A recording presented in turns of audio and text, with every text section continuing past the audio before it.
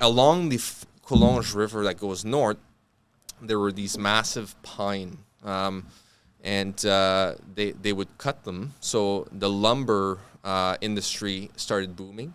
These rich families came from Europe, and there's actually a Bryson House still to this day in Fort Coulonge, being the estate of this rich dude, who George Bryson, who basically started cutting down lumber. George Bryson? George Bryson, yeah. So he started cutting down lumber upstream, maybe 100 kilometers north, and then they started traveling the logs on the Coulonge River. Yeah. And then downstream into the Ottawa River, it's a crazy and then eventually job. Downstream into the Fleuve Saint Laurent, and then they actually shipped a shit ton of wood in Europe for the King of England. Really? Yeah, they supplied most of the wood and the lumber.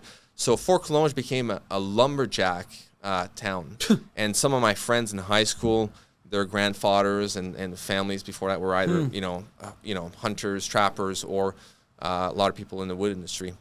So they would basically travel some logs down the river, and then you had these, I don't know how they call them, but they would run on the logs to make sure they don't get jammed. Yeah. It was a very, very dangerous job, super dangerous, but it paid very well. It was the equivalent back then. You would do that, and it was the equivalent of making about 150 to 200K a year in this day's exchange rate. It was the guys that were sort of the leaders, of the groups. It was very good. It was super risky because it's super slippery. You're traveling on the kind of this barge of moving log down the river, and then you're walking on them, with a pole, because your job is to make sure that nothing gets stuck in the river, right? So you stay on the trees all the way down. Super, super dangerous because people would go underneath, and then they would get stuck underneath the log because the fucking tree is super, super long, so they would drown. Sometimes they would have a jam in the river full of logs up like 30, 40, 50, 100 kilometers long of maybe not 100 kilometers long, but they had millions of tons of logs that were jammed. So you had these guys that their job was to unjam the front logs so that they can, go downstream. It was done also in the spring. They would cut down in the winter. Yeah. And then that was done in the spring because you had a bigger stream in the spring. Imagine the force of as soon as it gets unlocked, exactly. Everything goes. So you gotta be fucking careful. Total destruction. Total destruction. Yeah. Imagine those guys, how crazy they were. Is it fast? The water is fast moving there? Oh, it's not necessarily that it's fast moving, but it's when you have all these millions of logs or hundreds of thousands of logs or whatever the number is that is stuck. There's a lot of pressure. Yeah. And when it unjams, it's very dangerous. So it was a very, very dangerous job. It's probably not millions, probably a few thousand or a few hundred, but still. The numbers, if you looked up the numbers, I don't remember what they are. It was a big operation. It's on the internet. Dale was, I'm not good with, I don't have a good memory, but Dale was looking at it the other day, and even I didn't know that much. She was looking it up, and she was telling me about the whole history. I didn't even know that much, and it was big. It was big. So all that to say, that's where we were from. So it was kind of staying quiet. You have all sorts of different people, and also you still have neighbors, and there was a lot of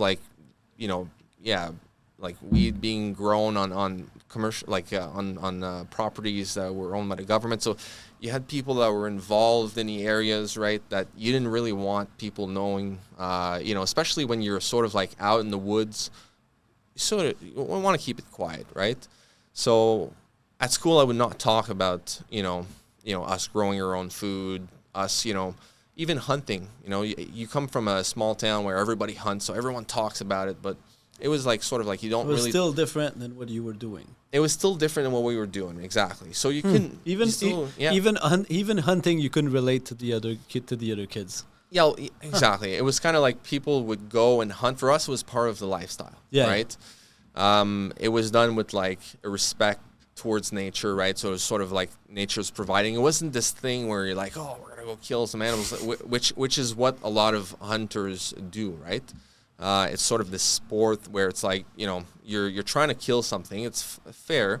If you're not going to eat it, or if it's just for the show, if you're not going to eat it, that's not good. Exactly. You need to eat it. Absolutely. So hunting, fishing was also a big part of it. That was something I loved to do. I still love fishing to this day. so I would always go out as a kid, fish, sometimes on my own. Because you said the other day, Yeah. said that's how you would. That's the first thing you would do, right? If you were, If I was selected on the loan, show, yeah. whatever. If you had to survive, you would go fishing and get a bunch of fish. Yeah, well, if you're somewhere that's actually remote, you know, you go in the lakes around like, you know, big cities, and there are so many people fishing and sort of, you know, building cottages and out there, right? That fishing is not the same anymore in most lakes, anyways, in Canada. Unless you go up north, you have protected areas where you have limits, and you know, you go out there and it's like you can fish, and there are so many fishes. So if you're actually in the wild, there's an abundance of like fish in the lakes. It's like crazy. You know, very, very easy to fish if you're Especially actually in up the there, wild. it's probably very healthy ecosystem. It's a very it's a very balanced ecosystem. You know, it's still the wild. It's the pure wild, right? Yeah. If you go around a big major city, it's like, you know, I live in Ottawa now, in the middle of the city, and sometimes I like to go out hiking in Gatineau Park, which Gatineau Park is huge, right? You have all these hills, these mountains, and it's all protected. You're not allowed to hunt, you know. But there's so many people, you know. You go on a hike, you got like 7, 8, 9, more than that. You have like 10 big parking lots full of cars and people from the city going into nature, right? So you don't have the wildlife anymore. You know, you don't see as many deers. You don't see as many birds. You don't see as much in general because it, you know, it's not the same as being in the actual wild. And back from where, you know, where I was from, we were yeah. So we were in the wild. In the actual wild, you see quite a bit of animals. You see quite a bit of animals, absolutely. Surprisingly, you see quite a bit. Yeah. Is when we were making maple syrup on our property, we would see hundreds of deers. Yeah. Because we had cleared up part of the woods. So we were cutting them down to clear it up and to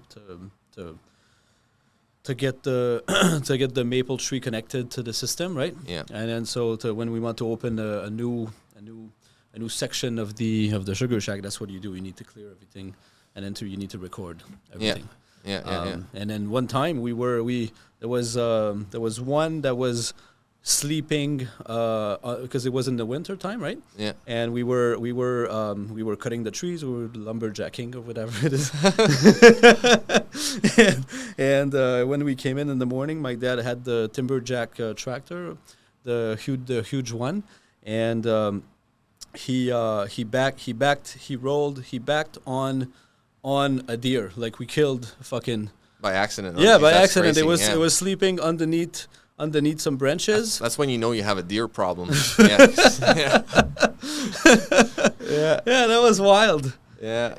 So it's interesting. I think the deer population, anyways, I don't know what the stats are, but I'm curious to see what's going to happen over the years, because I think, you know, a lot of people hunt. A lot of people hunt deer, but I think that if you know, back up like 20 years ago, 30 years ago, there were probably a lot more people hunting. You know, you still have people hunting now, but like, anyways, in Canada, it's not the same anymore. People hunt in a more comfortable place as well, so you don't have as many people going deep into the woods. But then you still have a lot of cottages. But also right? down here, it's way more popular though. It's getting the backcountry hunting. I guess it really depends on where you're at, right? So because we hear it a lot. Yeah. We were with James yesterday, and I didn't even know he hunted, and I asked him because I wanted to start, and he was like, "Well, we could set that up very, very easily." Yeah. All of his friends hunt too. Yeah, it's very interesting. Hunting has changed a lot over the years. You know, you really, like, we have so much more not necessarily technology, but somewhat, you know, and also more knowledge and you know, better products as well, right, to protect yourself, and equipment and better guns and better scopes and whatnot. You know, you go back in time when scopes were just starting, and a lot of people were still going with the open sight, right? That's how I learned how to hunt, was the open sight. At first, we didn't have scopes, so you have the two. You know, you gotta align the dots, and with a rifle, you're shooting far, but you still have to be very precise. Like you got to hit, if you're shooting a larger animal, within some, you try to hit in the lungs or in the heart, anyways, right, in the chest, because otherwise you can hurt the animal and you can lose it.